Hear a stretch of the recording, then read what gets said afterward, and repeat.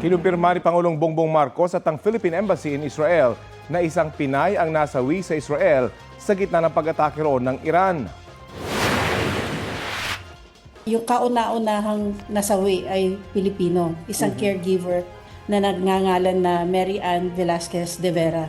Hinahatid niya pero unfortunately dahil on the way nadaganan sila nung impact ng missile.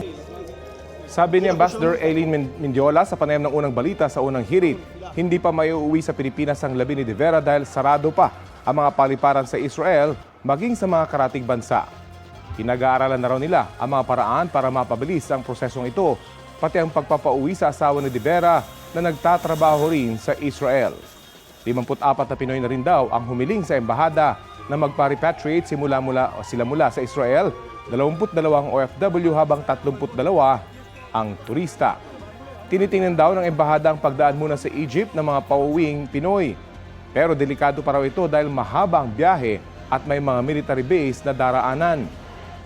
Sa panayam naman ng Super Radio DZBB kay Philippine Ambassador in Iran Roberto Manalo, may mahigit 800 Pinoy sa Iran pero nasa 50 lang daw sa kanila ang OFW. Sa mga OFW, mailan na rin daw na humiling na magpa-repatriate.